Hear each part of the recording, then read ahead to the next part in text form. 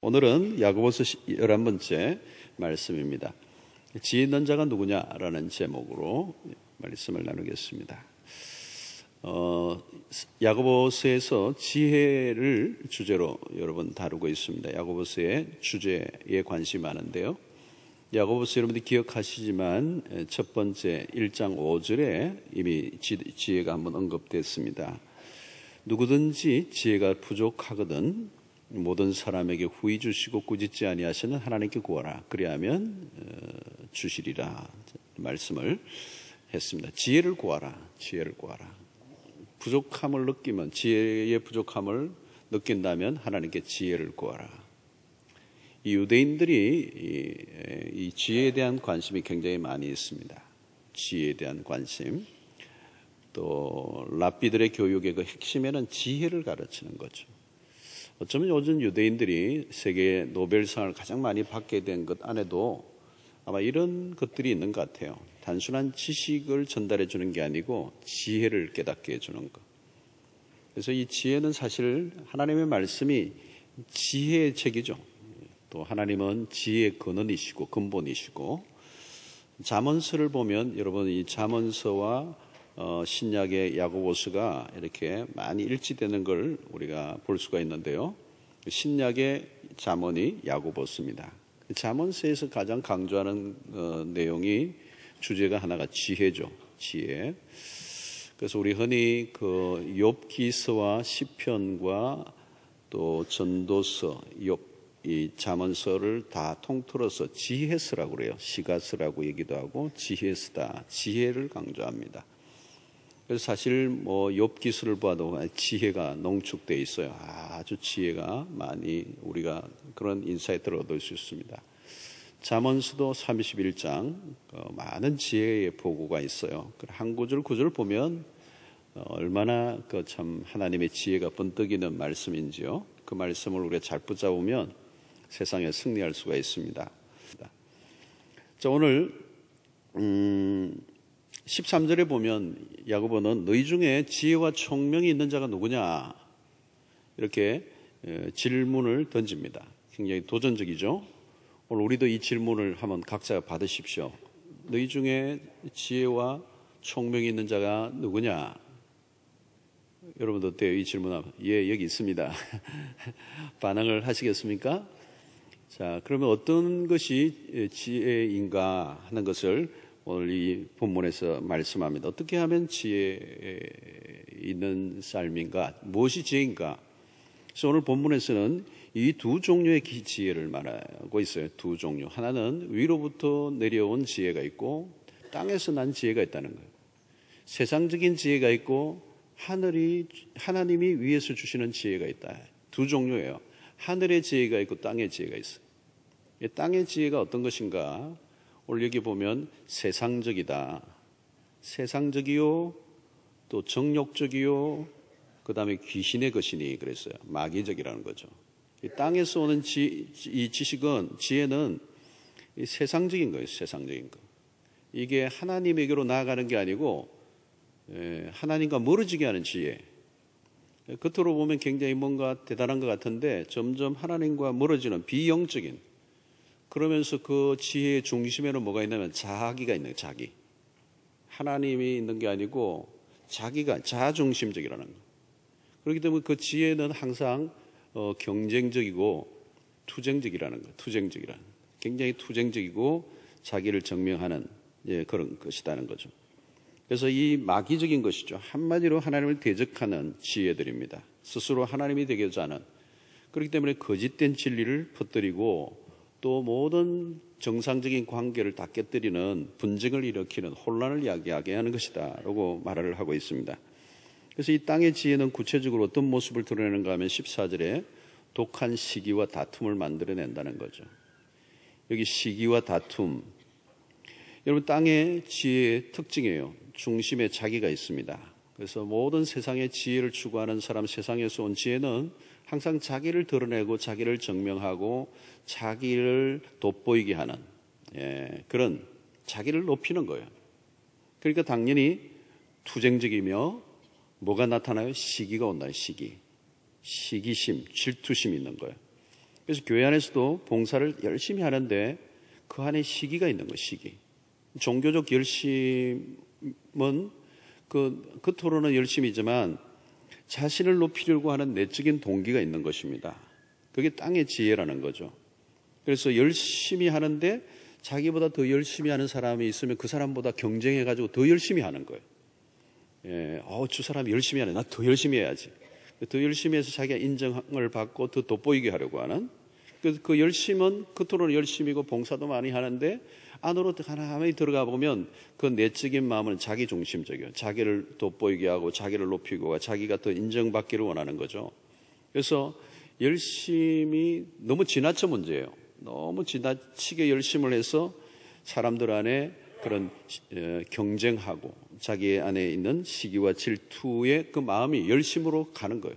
그래서 그 열심과 시기는 굉장히 아주 왔다 갔다 하는 거예요. 왔다 갔다 같이 다녔다가 떨어졌다가 이러는 거예요. 그래서 위험하다는 거죠.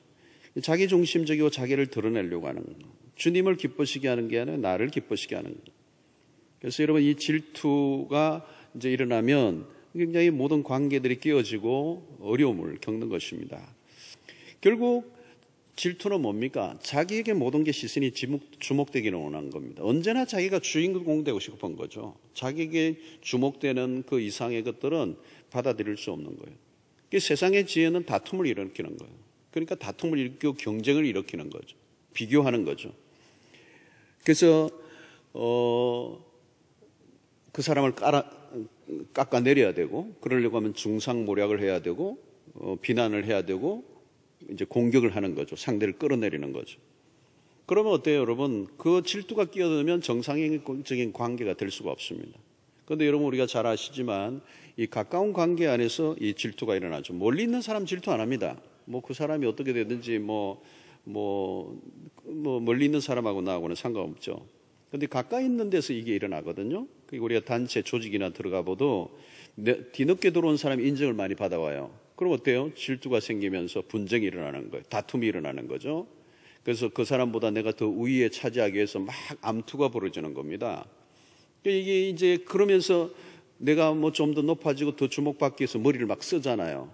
음모를 꾸미고 여러 가지 트릭을 쓰고 이게 뭐예요? 세상에서 살아가는 일반적인 방식인데 이게 뭐예요? 다 그 머리 쓰는 게 세상의 땅에서부터 지혜라는 거예요. 그는 서로를 망하게 하고 더 분열하게 하고 더 우리의 관계를 깨는 것이라는 거죠. 여러분 그런 지혜를 쓰면요. 땅에서 나온 지혜를 쓰면 다툼이 일어나는 겁니다. 계속 다툼이 분쟁이 일어나는 거예요. 분쟁이 계속 일어나고 시끄러운 거예요. 자꾸. 또 사람들은 자기가 아는 것을 가지고 막 그렇게 판단하고 정죄하고 독선에 빠지고 그러잖아요. 여러분 이런 분쟁이 일어나는 것을 보면 많은 사람들이 똑똑하죠. 똑똑해. 판단하고 분별해내는 거. 그 사리를 분별, 옥석을 구분해내고 옳고 그름을 탁탁 따지고 이런 것들이 다 뭐예요? 지혜는 지혜예요. 그런데 그 옳고 그름을 가지고 판단하면서 사람들을 어떻게 죽이는 거예요? 죽이는 거. 사람들을 굉장히 이렇게 내치는 그 안에 평화가 있어요? 없어요. 자비와 관용을 볼 수가 없습니다. 그 안에 심판과 정죄로 가득한 거예요. 여러분 그런 곳 가보요. 그 안에 평화가 있습니까? 행복이 있겠어요? 기쁨이 있겠어요? 지옥이죠, 지옥. 여러분 가정에서도 똑같습니다. 아이들에게 우리가 아이들을 양육할 때 아이들에게 바른 말 한다고 아이들이 바르게 사는 거 아니에요. 아주 그냥 정말 틀림없는 옳은 소리만 하는 부모님, 아주 엄격한, 아주 그냥 칼로 잰 듯한 너무도 확실한 교훈을 주는데 애들이 질려버려요. 그래가지고 애들이 상처를 받는 거예요. 아빠는 바른 말 했잖아요. 너가 잘 되라고 하는 말이야? 그러면서 막 하는 거예요. 근데 애는 잘 되라고 하는 말로도 안 들리는 거예요. 그러면서 상처를 받는 이유가 뭘까요? 말은 바른 말이에요. 그런데 그 진리를 전하는 사람의 가슴이 따뜻하지가 않는 거예요. 바른 말 하는 그 부모의 마음이 따뜻하게 않고 독설이 나가는 독설. 그러니까 부모는 좋은 말하고 너를 위해서 한다는 말인데 아이는 상처로 얼룩지는 경우가 굉장히 많이 있어요. 여러분 그래서 잔소리로 애들이 변화되는 거 아니잖아요. 땅의 지혜라는 게 그런 거라는 거죠. 우리가 바른 말 다 하는데 그 바른 말로 사람을 죽이는 거예요. 판단하는 거예요. 정죄하는 거예요. 그런데 그것이 결국은 관계를 깨뜨리고 삶을 더 복잡하고 어렵게 만드는 거라는 거예요. 여러분, 진리를 말하는 게 중요한 게, 옳은 말을 하는 게 중요한 게 아니에요. 그것을 전하는 사람의 방식이 중요해요. 그죠? 진리로 사람 얼마든지 죽일 수 있어요, 여러분. 갈등을 더 심화시켜 버린다고요. 하늘로부터 온 지혜가 아닙니다. 오늘 우리가 갈등이 참 많은 세상입니다. 왜 여러분 가는 곳곳마다 조직이나 단체나 그룹이나 뭐 교회나 막 요즘 갈등과 분쟁이 끊임없습니다. 왜요? 다 진리를 가지고 말하지만 그게 잘못된 방식으로 사용하고 있기 때문에 그런 싸움이 끊임없이 일어나는 거죠. 그래서 진리보다 인간적인 감정, 파당에 의한 줄서기 이런 것들로 요란한 겁니다. 그런 모습을 하나님이 기뻐하실 리가 있겠습니까?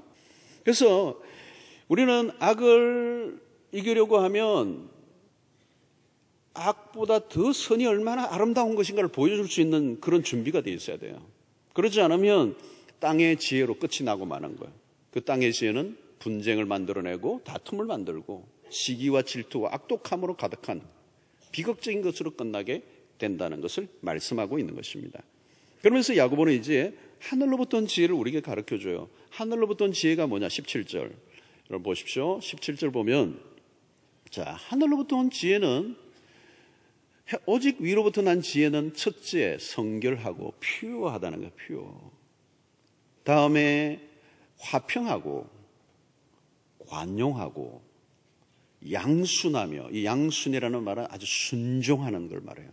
긍휼과 선한 열매가 가득하고 편견과 거짓이 없나니 화평하게 하는 자들은 화평으로 심어 의의 열매를 거두느니라. 자, 여러분, 여기에 강조되고 있는 게 뭘까요? 아주 아름다운 단어들이잖아요, 여러분. 위로부터 난 지혜가 어떻게 드러나요? 성결하다, 성결. 화평이라는 거, 화평. 관용이라는 거, 관용. 예. 긍휼이라든가 선한 열매라는 거. 여러분, 여기에 참 중요한 단어가, 키워드는 뭐냐면 화평이에요, 화평. 화해하는 거, 화해하는 거. 땅의 지혜는 시기와 다툼을 만들어내요. 요란해요, 요란해. 여러분, 우리의 어떤 이 땅의 지혜를 가지고 하면 혼란만 일으키는 거예요. 시끄럽고 요란한 겁니다. 근데 하늘의 지혜는 달라요. 오늘 13절 하반절에 나온 것들은 지혜의 온유함으로 그 행함을 보일지니라 그랬어요. 17절 주로 나오는 단어들은 화평과 관용입니다. 양순과 긍휼과 선한 열매예요. 18절도 보세요, 여러분. 화평하게 하는 자들은 화평으로 심어 의의 열매를 거두느니라. 이 키워드가 화평이에요, 화평. 그러니까 하늘로부터 내려온 지혜는 화평의 모습으로 드러난다는 거예요. 땅의 지혜는 사용하면 어떻게 돼요? 다툼이 일어나는 거예요. 시기가 일어나는 거예요. 땅의 지혜는 시기와 질투예요. 왜? 자기가 있는 거예요. 자아가 있는 거예요. 자아가. 하나님이 있는 게 아니고 자아 중심적이에요. 자기 자랑이고 자기 투쟁적이에요. 뭐 의 정의를 부르짖는데 그 한가운데 뭐가 있냐면 자기가 있는 거예요. 자기가. 하늘로부터 지혜에 두드러진 특징은 화평을 이루는 거라는 거예요. 용납한다는 거예요. 내치는 게 아니라 받아들인다는 거예요. 그러니까 관용과 이 화평을 이룰 수 있을 때 그것이 하늘의 지혜를 사용하는 것입니다. 그러므로 하늘의 지혜를 잘 드러내는 사람은 오히려 분쟁 안으로 들어가서 화해케 하는 사람이라는 거예요. 여러분, 교회를 위한다는 것은 무엇입니까? 화평보다 높은 가치가 없어요. 반대 의견 얼마든지 있을 수 있습니다. 나와 같지 않은 생각을 가지고 있는 사람들이 모여 있습니다. 의견을 개진할 수 있습니다. 자기 의견을 주장할 수도 있습니다. 그러나 최종적인 것은 하나님의 손에 맡기는 거죠. 나와 맞지 않는다고 깨는 쪽으로 가는 것은 옳지 않다는 거예요. 땅의 지혜라는 거예요, 여러분. 저는 우리 주변의 교회들, 어려운 교회들의 얘기를 막 들으면서 안타까워하는 게 그거예요. 교회를 위한다고 하는 말이 교회를 깨는 쪽으로 가는 거예요. 막 투쟁적이에요. 너무 투쟁적이야. 막 정의의 사도처럼 내가 십자가를 진대요. 십자가를 막 지는 거 아니거든요. 그리고 십자가 그런 거 아니거든요. 여러분, 오늘날 이 관용이 특별히 절실하게 필요한 시대입니다. 프랑스의 이 단어 중에 유명한 프랑스 사람들이 중요하게 가치를 여기는 게 톨레랑스라는 거잖아요. 톨레랑스. 포용, 관용이네, 관용. 이 굉장히 중요하게 여기는 가치인데 이번에 IS의 테러로 인해서 이 톨레랑스가 어마어마한 시험대에 올라가 있는 거예요. 어디까지 관용할 것인가? 이래도 관용할 것인가? 그런데 지금 톨레랑스가 깨졌어요.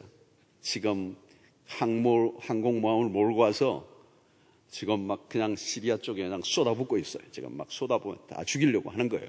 근데 다 안 죽을 거예요. 그렇게 쉽게 끝이 안 나요. 전쟁이 끝이 안 나는 거죠. 이제 문제가 복잡해졌어요. 서구 이 유럽의 국가들이 미국이나 뭐 러시아까지 다 해서 지금 막 연대를 하고 이제 큰 판이 벌어졌어요. 그런데 여러분 이 문제가 해결될 것 같습니까? 그렇게 쉽게 해결될 수가 없어요, 여러분. 힘은 또 힘을 낳아요. 폭력은 또 폭력을 낳아요. 그래서 지금 이 테러는 구석구석에 다 숨어 있기 때문에 우리 한국에도 지금 있고 대상국가고 온 세계가 있고 비행기는 끊임없이 날아다니고 사람 뭐 스포츠 센터 이런 데 무슨 일이 어떻게 지금 일어날지 더 불안해졌어요. 그렇죠? 여러분 오늘 이 프랑스만의 문제 아닙니다. 인간관계도 마찬가지예요. 이 관용이라는 거 하는 건 굉장히 늘 치러야 될 싸움이에요. 평화를 만들어내는 거. 평화가 깨지면 아무것도 안 해요. 뭘 위해서 우리가 존재하는 거예요? 평화만은 지켜내야 되는가? 그러려고 하면 관용해야 된단 말이에요. 관용, 품어내는 싸움이에요. 살다 보면 내 마음에 안 드는 사람 많아요. 이해 안 되는 사람 많아요. 도무지 체질적으로 안 맞는 사람도 있어요. 그거 어떻게 해요, 여러분? 막 나에게 피해를 줄 때는 막 그냥 막 다 쏟아붓고 싶어요? 싸울 때 부부도 보면 이제는 막 있는 말 없는 말 막 총공격을 막 폭탄을 막 퍼붓는 거죠. 그럼 여러분 문제가 해결될까요? 지금 여러분 프랑스뿐만 아니라 서구 국가가 지금 IS 문제로 답을 찾을 수가 없어요. 오늘 국제사회는 지금 미궁에 빠져 있는 거예요, 이게. IS 문제는 더 심각해집니다. 그들은요, 죽으려고 작정한 사람이고 인터넷으로 수없는 사람들이 왜 모든 사회는 그 사회에 적응하지 못하고 불만을 가지고 있는 세력이 있고 막 죽자 싸자 이판사판 가는 사람이 있단 말이죠. 우리 한국에도 초년이 한 명 갔잖아요. 힘은 힘을 낳는단 말이죠. 답이 없어요, 세상에는. 여러분, 땅의 지혜로는 문제 해결이 안 돼요. 하늘로부터 온 지혜만이 이 땅의 문제를 풀 수 있을 줄로 믿습니다. 그 하늘로부터 온 지혜가 뭘까요, 여러분? 이 지혜의 정수 중에 탑 클래스에 뭐가 있습니까? 십자가가 있어요. 십자가가 하늘의 지혜입니다. 하나님의 지혜예요. 하나님의 지혜의 농축이에요. 십자가가 무엇입니까, 여러분?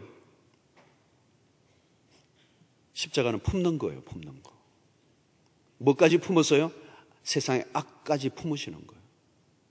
예수님은 악을 징벌함으로 세상의 변화를 꿈꾸지 않으셨어요.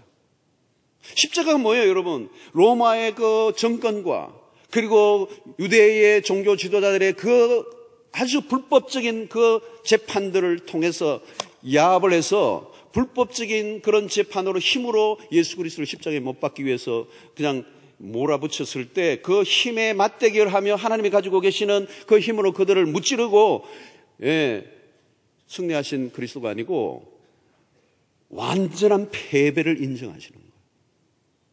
그게 십자가예요. 완전한 패배를 통하여 부활의 영광을 경험하게 하시는 거예요. 완전히 죽어짐으로, 완전히 실패함으로 하나님이 다시 살려놓으시는, 우리의 편에는 뭐예요? 십자가예요. 십자가가 답이라는 거예요. 악까지 품어내시는, 악을 사랑으로 품어 주고 가신 십자가.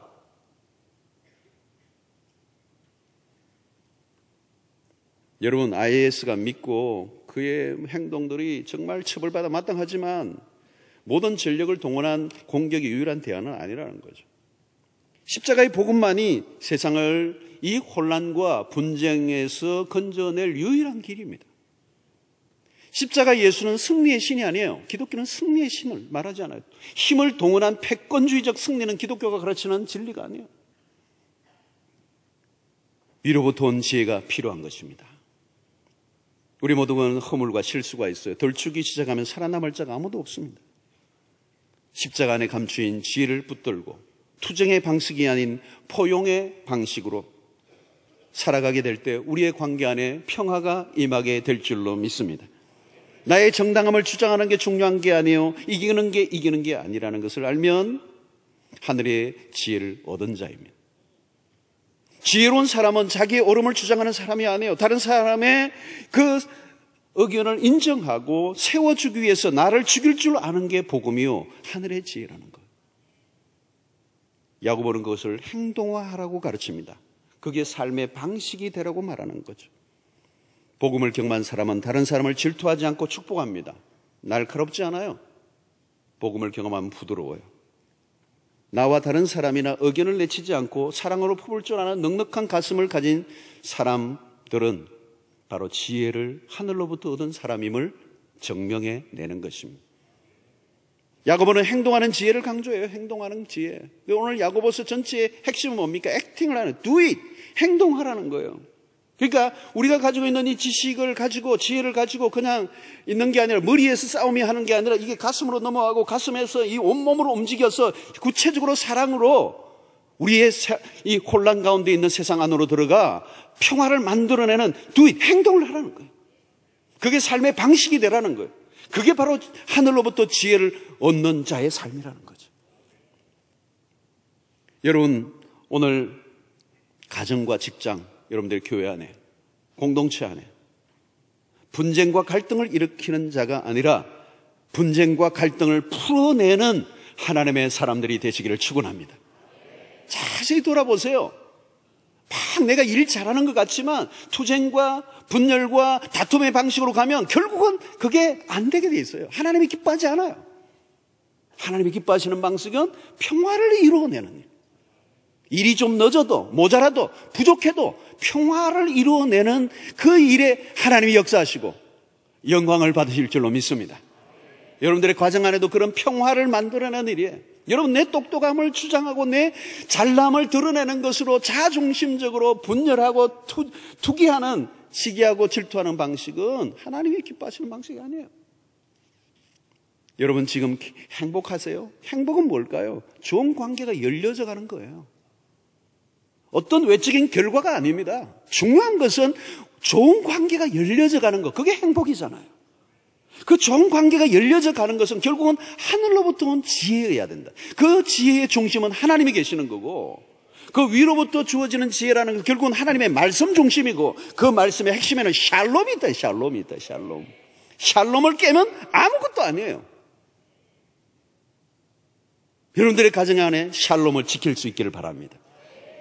그 안에 그 샬롬을 지키기 위해서는 십자가가 있어야 돼요. 십자가.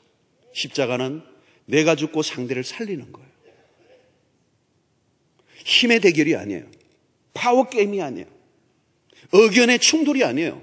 투쟁의 방식이 아니에요. 논쟁적이지 않아요. 부드러워요. 십자가는 상대를 위해서 내가 죽어줄 수 있는 것. 그러면 교회 안에 평화가 오는 것이고, 여러분들의 가정 안에 평화가 올 것이고, 우리의 모든 직장 안에 평화가 올 것이고, 그 평화가 있는 곳에 하나님의 영이 역사하시고 영광을 받으시고 세상이 저들이 하나님의 아들이라 인정하는 역사가 일어나게 되는 것입니다. 오늘 우리의 삶 속에 그 하늘의 지혜를 구할 수 있게 되기를 바라요. 땅의 지혜를 구하지 마세요. 땅의 지혜는 망하는 거예요. 망하는 거예요. 하늘의 지혜를 구하시고 하늘의 지혜로 여러분들의 삶에 평화가 넘쳐나시기를 주의 이름으로 축원합니다.